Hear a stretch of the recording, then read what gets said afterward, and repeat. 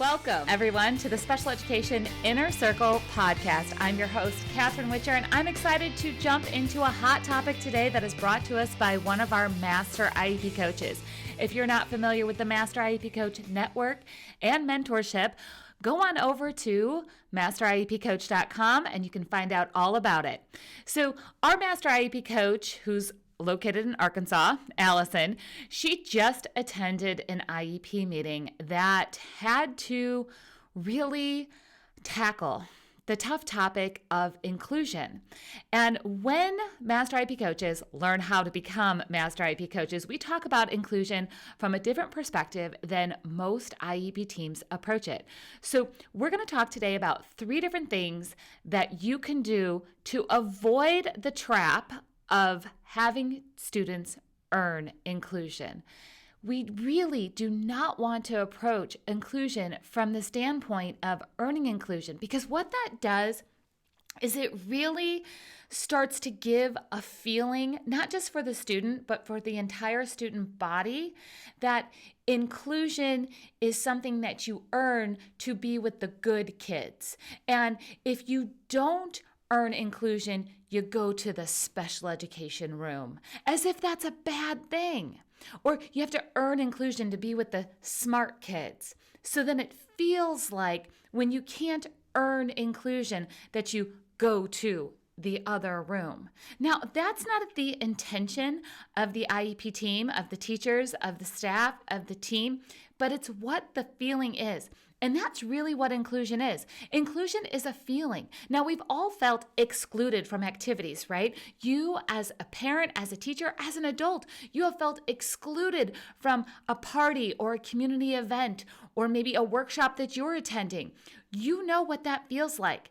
Let's really work on creating inclusive experiences on your school campus for every child. From the minute that they step off the bus to the time they go back home, they should feel included as part of the school body. So the first thing, our first step that you need to do when you're struggling with this concept of inclusion is to really figure out, what does inclusion mean specifically for this student? Inclusion does not mean taking a child who learns differently and plopping them into a general education environment. Inclusion means making sure that a child can participate in an activity at their level and that they are accepted for who they are. Inclusion does not mean that you're doing everything that everybody else is doing. Inclusion does not mean that you have to be put out of your comfort zone and struggle to keep up with everybody else. Inclusion can mean participating in a reading activity where everybody is in the same classroom and they're reading their own books and they're having their own snack and they have their own, juice sitting on their desk, and a child is participating collaboratively in a parallel activity. So the first thing you have to do when you start saying that you want more inclusion as a special needs parent or as a teacher, that you're looking for this more inclusive experience, is to make sure that you define what that is for this child. What are the child's strengths? What are we looking to achieve? Where are we really looking to create when we talk about this inclusive experience?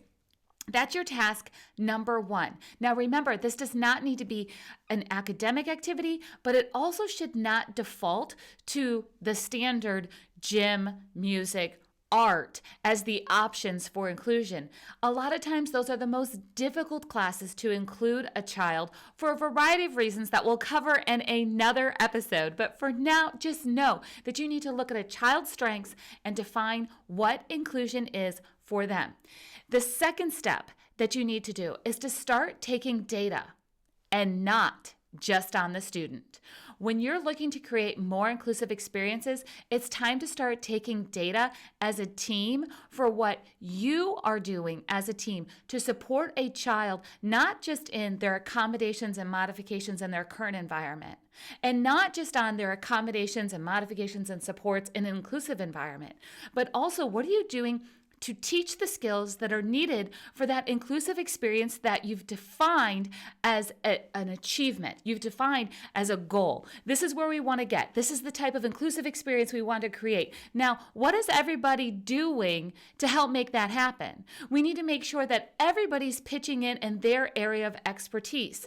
Nobody on the IEP team knows everything that needs to happen to make this inclusive experience work. That's why we have a team. So let's lean into the expertise and then start tracking what is happening to bring the child towards the purpose of this inclusive experience. So if we're looking for the ability to communicate with their peers more, we're putting them in a situation where they're going to be socializing and participating in the activity actively, or are they going to be participating in an activity kind of passively, like that side-by-side collaborative? Those are two very different skill sets. So what is everybody doing, and what data is going to be taken to make sure that the supports, accommodations, and modifications are all being put in place, and the skills are being taught to get to where the team has decided would be the most appropriate place for inclusive experiences with the school community. Now, the third thing that I want you to do is set some really, really clear timelines, deadlines, and communication plans. Timelines, deadlines, and communication plans. We cannot create effective, inclusive experiences if we don't have timelines of who's doing what, deadlines for when we decide, is this working or not? Is the child getting there or not? And then I want full communication plans between the team so everybody knows, parents, teachers, therapists, and also the general education teachers. They need to be included in this communication. So a lot of times we're kind of starting behind where we really want to be. It'd be great if all of this happened from the beginning, but most of the time if we're in this conversation, it's because things have not happened. So we're starting behind. So we can't just set a child up for failure and say, okay, we're going to do this right, go. Just go into this inclusive experience. That's when we set the child up for failure. We set the fellow students up for failure, and we set the staff up for failure. So considering where you're probably at, if we're having this conversation, it's time for you to take those 3 steps. Define what inclusive experiences are most important for this student to have before the end of the school year. Then start tracking not just what the child is doing, but what is the team doing to make this inclusive experience successful, and what are the timelines, the deadlines, and the communication plans that need to happen to put all of this together. Because you know what, if it's not working, we're not going to wait 3 months or 6 months to figure out the plan is not working. We're not going to wait 3 months or 6 months for a child to earn their way into inclusion if they're not being set up for success. That's never going to happen. This is not just about a child working towards being in a less restrictive environment. This is about the team supporting a child to live in a community long-term with peers of all ability levels. Inclusion is not about being like the other kids. Inclusion is about preparing a child for further education, employment, and independent living, which is the entire purpose of an IEP. Remember, I'm not a lawyer, but I am telling you where to look. And IDEA law, there's a section called Purpose and Findings. Go look it up. It says that every child needs to have an appropriate education based on their unique needs to prepare them for further education, employment, and independent living. That means inclusive experiences need to happen because we do not live in communities where they're not going to experience inclusion. In fact, they're going to be tossed into inclusion when these school years are over beyond what they've ever experienced in a school system. So we need to do our work now by taking these steps and preparing every child for inclusive experiences on their school campus. All right, everyone.